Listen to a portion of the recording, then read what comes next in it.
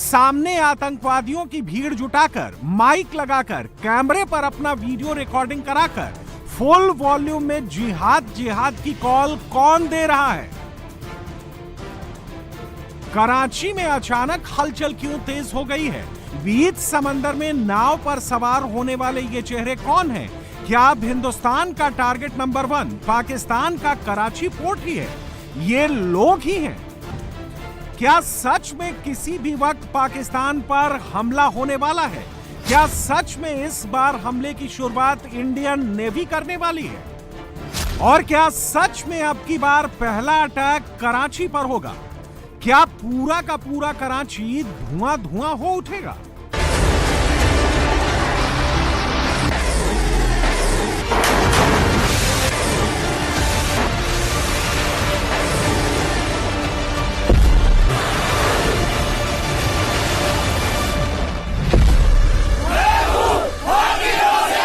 नरेंद्र मोदी के दिमाग में क्या चल रहा है? मोदी किस प्लान पर काम कर रहे हैं?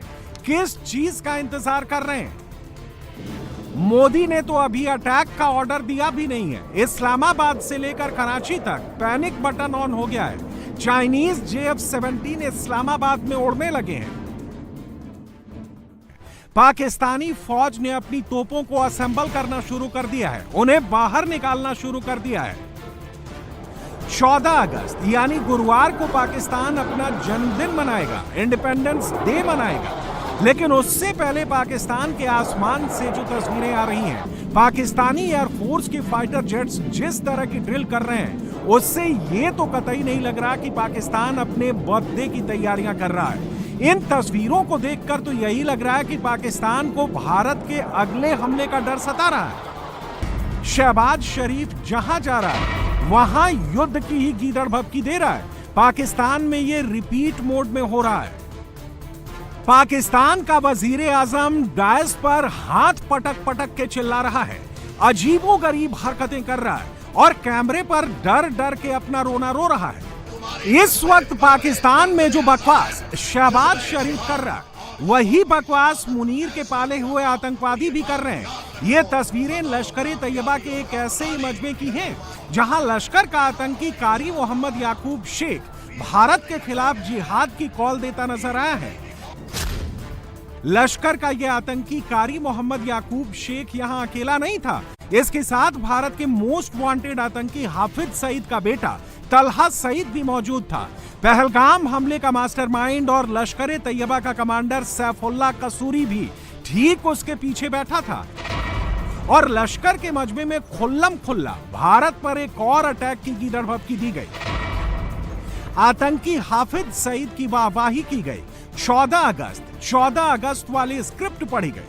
लश्कर-ए-तैयबा के ये सारे आतंकी कराची में भी दिखे, पूरी लश्कर के साथ नाव लेकर समंदर के भीतर स्टंट करते हुए दिखे। लेकिन इस स्टंटबाजी के बीच एक दूसरा स्टंट भी हो रहा था, और ये स्टंट पाकिस्तान के अलग अलग शहरों में शहबाज के करीबी, मुनीर के करीबी कर रहे थे।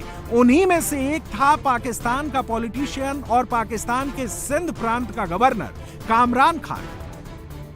कुछ घंटों पहले इस शख्स ने सैकड़ों लोगों के साथ एक बाइक रैली निकाली थी और धमकाया था कि वो इन खटारा बाइक्स के दम पर 40 लाख बाइक सवारों के साथ भारत पर धावा बोल देगा। और अब इस बाइक वाले पाकिस्तानी ड्रामेबाज ने एक नई गीदड़ भभकी दी है। कह रहा है ये अब ट्रॉली लेकर भारत को इन्वेड करेगा, अगली आतिशबाजी हिंदुस्तान में करेगा। पहले आप ये वीडियो देखिए, फिर आगे की बात करेंगे।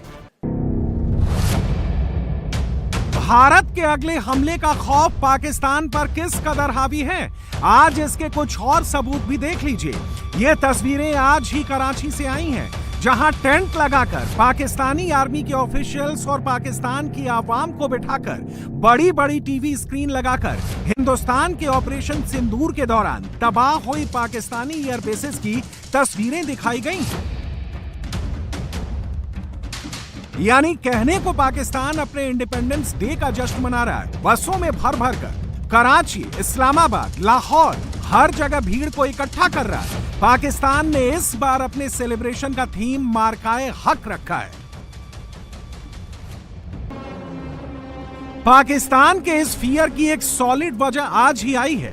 ये तस्वीरें मुरीदके में लश्कर तैयबा के एक टेरर ट्रेनिंग कैंप की हैं, जहां छोटे छोटे बच्चों को, जिनकी उम्र बमुश्किल 15 या 16 साल होगी, उन्हें आग के बीच से होते हुए कूदने की, छत से रस्सी बांधकर नीचे कूदने की ट्रेनिंग दी जा रही है, और ट्रेनिंग देने वाले लश्कर तैयबा के ट्रेंड कमांडर से।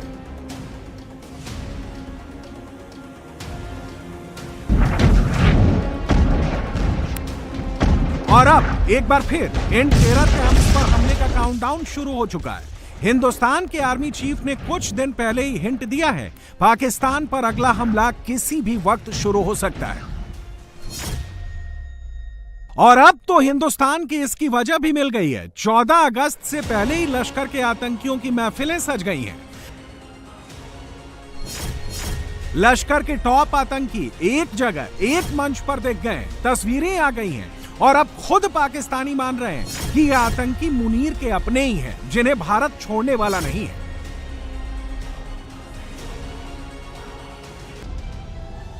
अब बात करते हैं मुनीर की न्यूक्लियर अटैक वाली गीदड़ भभकी की। मुनीर को लगा कि अमेरिका में खड़े होकर उसने बहुत बड़ा तीर मार लिया, लेकिन मुनीर को इस गलती की सजा मिलकर रहेगी।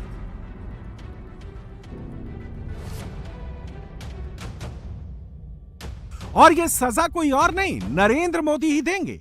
पाकिस्तान इन दिनों बड़ा एटम बम कर रहा है, लेकिन मोदी के एक स्टेप से बहुत डर रहा है। इस स्टेप का हिंट राजनाथ सिंह काफी पहले दे चुके हैं, पब्लिकली कह चुके हैं कि भारत की न्यूक्लियर पॉलिसी भले ही नो फर्स्ट यूज वाली हो, लेकिन भविष्य में ये पॉलिसी रहती है या नहीं, ये सर्कमस्टेंसेस पर निर्भर करेगा। To defend. मुनीर जिस तरह की गीदड़ भभकियां दे रहा है, उससे तो यही लग रहा है कि भारत की नीति में कभी भी बदलाव हो सकता है। और ये बात खुद पाकिस्तानी कह रहे हैं, कैमरे पर मुनीर को गालियां दे रहे हैं, मोदी की अगली स्ट्राइक से इतना डर रहे हैं।